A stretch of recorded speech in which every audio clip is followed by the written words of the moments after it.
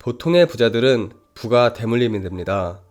그 이유는 부자의 자녀들은 아버지로부터 좋은 습관을 물려받기 때문입니다. 오늘은 부자들이 죽어도 지키는 사소한 습관에 대해 알아봅시다. 첫째, 돈에 대한 공부를 꾸준히 한다. 부자들은 돈에 대해 무지한 것은 죄라고 이야기합니다. 당신은 비트코인이나 핀테크, 블록체인에 대해 쉽게 설명할 수 있습니까? 지금은 IT 시대로 세상은 어지러운 속도로 진화하고 있습니다. 돈에 관련되어서도 마찬가지입니다. 지금까지 없던 새로운 화폐와 결제 방식, 서비스 방식이 속속 탄생하고 있습니다. 비트코인, 핀테크 등도 최근에 탄생한 돈 또는 돈에 관련된 서비스 방식입니다. 이것을 아느냐 모르냐에 따라 돈을 활용하는 방식이 완전히 달라질 것입니다. 돈은 사회에 꼭 필요한 도구입니다. 그러나 이상하게도 돈에 대해 제대로 가르치는 사람이 없습니다. 오히려 어린아이가 돈에 관심을 보이면 부모들은 어린애는 돈 걱정하는 거 아니다. 그럴 시간 있으면 공부나 더 하라며 꾸짖습니다. 대학에서 경제학을 선택한다고 해도 유명한 경제학자의 이론이나 조금 배울 뿐 실제 생활이나 기업, 경영 등 돈에 대한 구체적인 지식을 습득할 기회는 별로 없습니다. 돈을 많이 벌어서 부자가 되고 싶다면 당연히 돈에 대한 지식이 필요합니다. 실제로 부자들은 경제와 재무에 밝고 돈에 대한 지식이 풍부합니다. 부자들은 이런 경제 지식을 적극적으로 공부하고 새로 등장한 화폐나 돈에 관한 서비스를 재빨리 배웁니다. 부채에 관해서도 마찬가지입니다. 재무 지식이 있는 사람은 금리에 밝아서 적절한 시점에 다른 대출 상품으로 갈아타면서 변제액을 차츰 줄여나갑니다. 한편 돈에 대해 공부하지 않은 사람은 대출을 한번 받고 나면 30년 넘게 그대로 내버려 두는 경우가 많습니다. 시간이 지나면서 경제 환경이 여러 번 바뀌는데도 그들은 자신이 그 변동과 무관하다고 생각하기 때문입니다. 세상에서 돈이 어떻게 흐르는지 관심이 없는 사람들은 대개 돈과 인연이 없습니다. 돈에 집착하면서도 돈에 대한 지식을 습득하려 하지 않는 사람은 손해를 보기 마련입니다.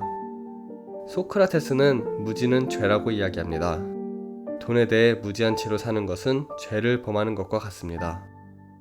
로버트 기요사키 또한 금융지식이 없다면 비참하게 끝날 수 있다고 이야기합니다. 세계 최대의 민간 철강 회사를 소유했던 찰스 스왑, 세계 최대 유틸리티 회사 리더였던 사무엘 인슐, 세계 최대 가스 회사 사장이었던 하와드 홉슨, 모두 무일푼으로 죽은 것처럼 말이죠. 둘째, 아무리 바빠도 책과 함께한다.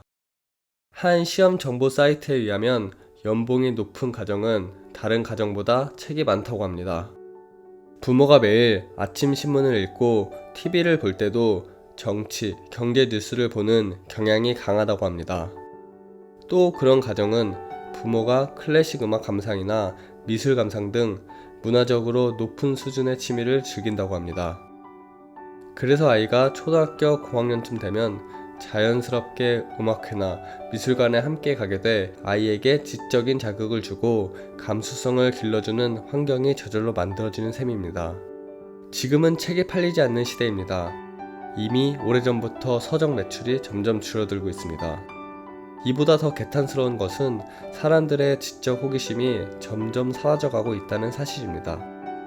책은 정보뿐 아니라 탐구의 결과, 그 결과에 도달한 경위, 현상 분석, 미래 예측까지 상세히 다룹니다.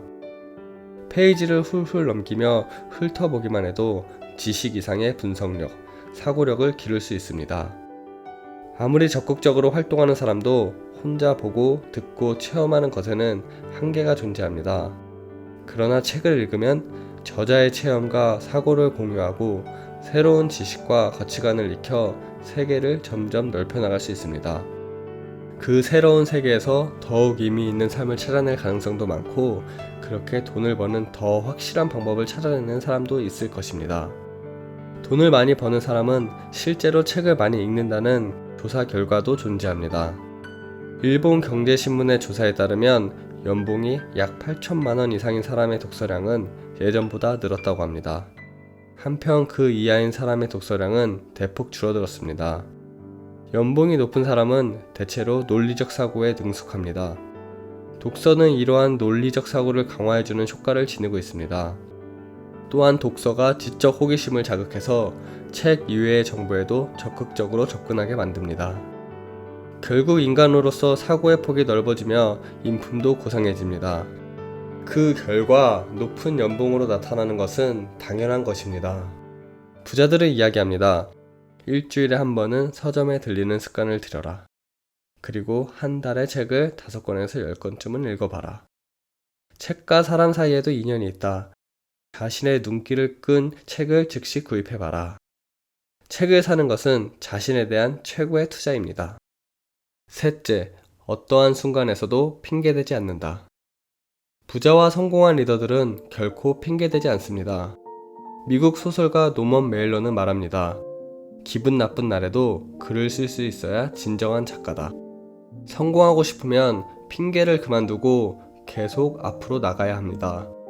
훌륭한 습관은 그냥 만들어지지 않습니다. 많은 노력과 시간이 필요합니다. 성공과 성취는 작은 습관들이 모여 만들어진 결과물입니다. 최선을 다하지 않고 핑계를 대는 순간 동기부여의 선순환이 끊어집니다. 작은 성취가 없으면 동기부여도 없습니다. 핑계만 있을 뿐입니다. 매일매일 조그마한 성공을 만들어내십시오. 그리고 어떤 이유에서든지 핑계대고 멈추지 말고 나아가십시오. 작은 성공들이 모여 큰 성공이 만들어질 것입니다. 말하고 행동하지 않으면 바로 뒤처지는 것입니다. 절대 핑계대지 말고 할 일을 하십시오.